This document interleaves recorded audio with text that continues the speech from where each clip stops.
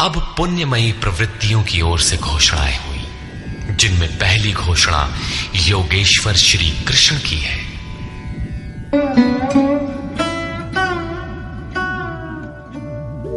ततः श्वेतैर्हयैर्युक्ते महती स्यन्दने स्थितौ माधव पाण्डवश्चैव दिव्यौ शंखौ प्रदध्मतु।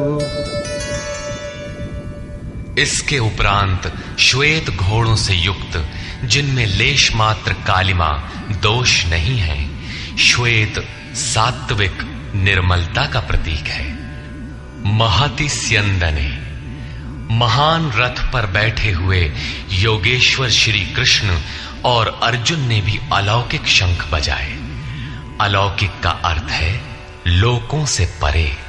मृत्युलोक, देवलोक, ब्रह्मलोक, जहां तक जन्म मरण का भय है, उन समस्त लोकों से परे पारलौकिक, पारमार्थिक स्थिति प्रदान करने की घोषणा योगेश्वर श्री कृष्ण की है।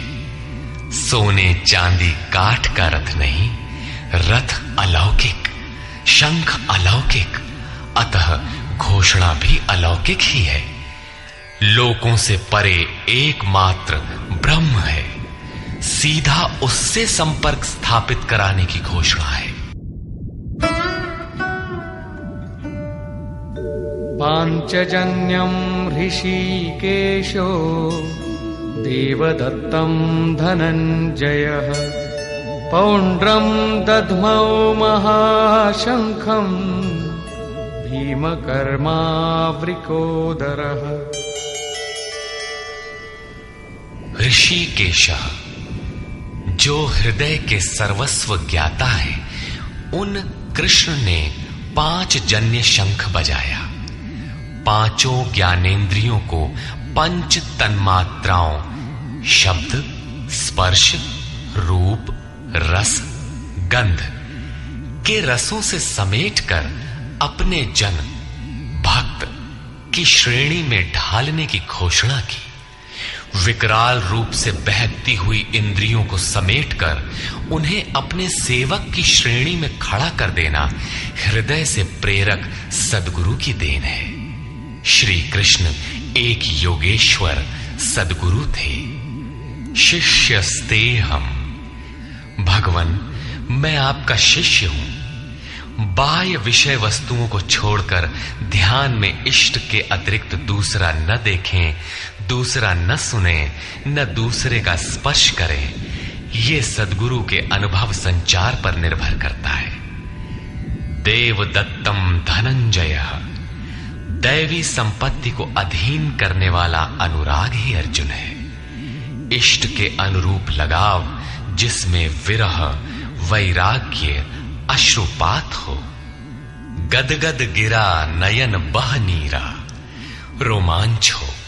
इष्ट के अतिरिक्त अन्य विषय वस्तु का लेश मात्र टकराव न होने पाए, उसी को अनुराग कहते हैं। यदि ये सफल होता है तो परम देव परमात्मा में प्रवेश दिलाने वाली दैवी संपद पर आधिपत्य प्राप्त कर लेता है। इसी का दूसरा नाम धनंजय भी है। एक धन तो बाहरी संपत्ति है, जिससे शरीर निर्वाह की व्यवस्था होती है। आत्मा से इसका कोई संबंध नहीं है। इससे परे स्थिर आत्मिक संपत्ति ही निज संपत्ति है। बृहदारण्य कोपनिषद में याज्ञवल्क्य ने मैत्रेयी को यही समझाया कि धन से संपन्न पृथ्वी के स्वामित्व से भी अमृतत्व की प्राप्ति नहीं हो सकती। उसका उपाय आत्मिक संपत्ति है। भयानक कर्म वाले भीमसेन ने पौंड्र अर्थात प्रीति नामक महाशंख बजाया। भाव का उद्गम और निवास स्थान हृदय है, इसलिए इसका नाम वृकोदर है। आपका भाव लगाव बच्चे में होता है, किंतु वस्तुतः वो लगाव आपके हृदय में है, जो बच्चे में जाकर मूर्त होता है। ये भाव अथाह और महान बलशाली है। उसने प्रीति नामक महाशंख बजाया। भाव में ही वो प्रीति निहित है, इसीलिए भीम ने पौंड्र प्रीति नामक महाशंख बजाया। भाव महान बलवान है, किंतु प्रीति संचार के माध्यम से। हरि व्यापक सर्वत्र समाना, प्रेम ते प्रकट हो ही मैं जाना। अनंत विजयम राजा कुंती पुत्रो युधिष्ठिरः नकुलः सहदेवश्च सुघोषमणिपुष्पकौ। कुंती पुत्र राजा युधिष्ठिर ने अनंत विजय नामक शंख बजाया। कर्तव्य रूपी कुंती और धर्म रूपी युधिष्ठिर। धर्म पर स्थिरता रहेगी तो अनंत विजयम अनंत परमात्मा में स्थिति दिलाएगा। युद्धे स्थिरः सह युधिष्ठिरः। प्रकृति पुरुष क्षेत्र क्षेत्रज्ञ के संघर्ष में स्थिर रहता है, महान दुख से भी विचलित नहीं होता।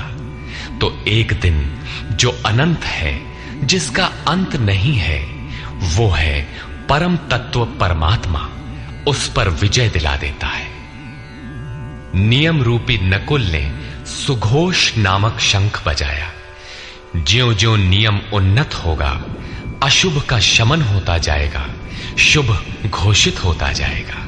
सत्संग रूपी सहदेव ने मणिपुष्पक शंख बजाया। मनीषियों ने प्रत्येक श्वास को बहुमूल्य मणि की संज्ञा दी है। हीरा जैसी श्वासा बातों में बीती जाए। एक सत्संग तो वो है जो आप सत्पुरुषों की वाणी से सुनते हैं, किंतु यथार्थ सत्संग आंतरिक है। श्री कृष्ण के अनुसार आत्मा ही सत्य है, सनातन है। चित्त सब ओर से सिमटकर आत्मा की संगत करने लगे, यही वास्तविक सत्संग है। ये सत्संग चिंतन, ध्यान और समाधि के अभ्यास से संपन्न होता है। ज्यों ज्यों सत्य के सान्निध्य में सुरत टिकती जाएगी, त्यों त्यों एक एक श्वास पर नियंत्रण मिलता जाएगा। मन सहित इंद्रियों का निरोध होता जाएगा। जिस दिन सर्वथा निरोध होगा, वस्तु प्राप्त हो जाएगी। वाद्य यंत्रों की तरह चित्त का आत्मा के स्वर में स्वर मिलाकर संगत करना ही सत्संग है।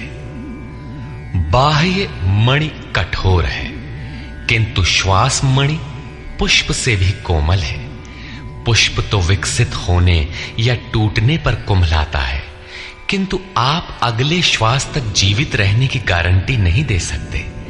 किंतु सत्संग सफल होने पर प्रत्येक श्वास पर नियंत्रण दिलाकर परम लक्ष्य की प्राप्ति करा देता है। इसके आगे पांडवों की कोई घोषणा नहीं है, किंतु प्रत्येक साधन कुछ न कुछ निर्मलता के पथ में दूरी तय करता है। आगे कहते हैं,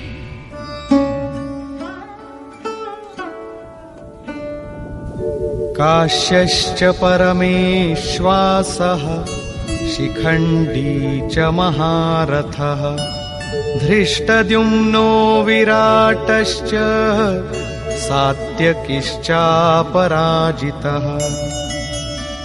काया रूपी काशी। पुरुष जब सब ओर से मन सहित इंद्रियों को समेटकर काया में ही केंद्रित करता है, तो परमेश्वासः परम ईश में वास का अधिकारी हो जाता है। परम ईश में वास दिलाने में सक्षम काया ही काशी है।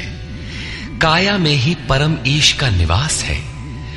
परमेश्वास का अर्थ श्रेष्ठ धनुष वाला नहीं, बल्कि परम धन ईश धन वास है। शिखा सूत्र का त्याग ही शिखंडी है।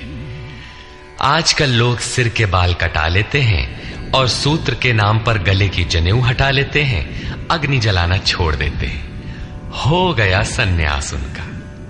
नहीं, वस्तुतः शिखा लक्ष्य का प्रतीक है जिसे आपको पाना है, और सूत्र है संस्कारों का। जब तक आगे परमात्मा को पाना शेष है, पीछे संस्कारों का सूत्रपात लगा हुआ है, तब तक त्याग कैसा, सन्यास कैसा? अभी तो चलने वाले पथिक हैं। जब प्राप्तव्य प्राप्त हो जाए, पीछे लगे हुए संस्कारों की डोर कट जाए, ऐसी अवस्था में ब्रह्म सर्वथा शांत हो जाता है।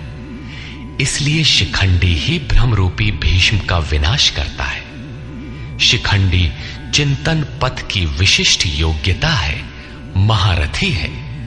धृष्टद्युम्न दृढ़ और अचल मन तथा विराटः सर्वत्र विराट ईश्वर का प्रसार देखने की क्षमता इत्यादि दैवी संपद के प्रमुख गुण हैं।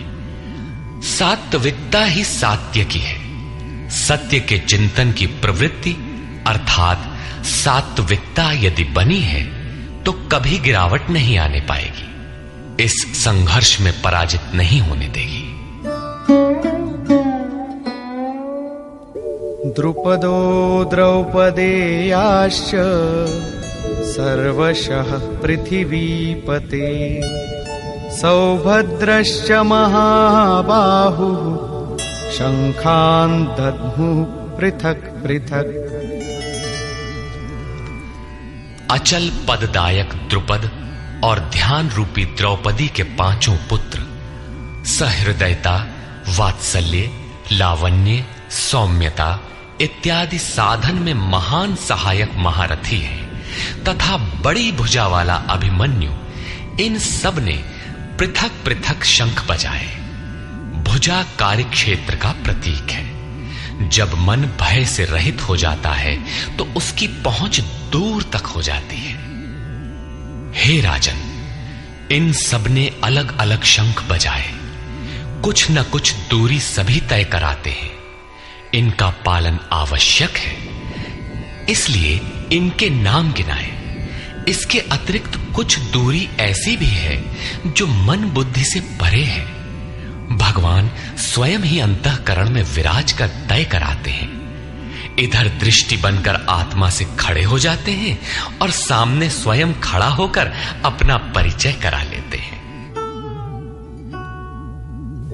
सघोषो धार्तराष्ट्राणाम्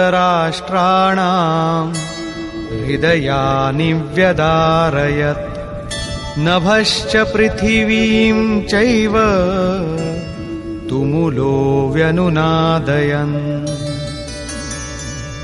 उस घोर शब्द ने आकाश और पृथ्वी को भी शब्दायमान करते हुए धृतराष्ट्र पुत्रों के हृदय विदीर्ण कर दिए। सेना तो पांडवों की ओर भी थी, किंतु हृदय विदीर्ण हुए धृतराष्ट्र पुत्रों के। वस्तुतः पांचजन्य दैवी शक्ति पर आधिपत्य, अनंत पर विजय, अशुभ का शमन और शुभ की घोषणा धारावाही होने लगे तो कुरुक्षेत्र आसुरी संपद, बहिर्मुखी प्रवृत्तियों का हृदय विदीर्ण हो जाएगा। उनका बल शनैः शनैः क्षीण होने लगता है। सर्वथा सफलता मिलने पर मोहमयी प्रवृत्तियां सर्वथा शांत हो जाती हैं।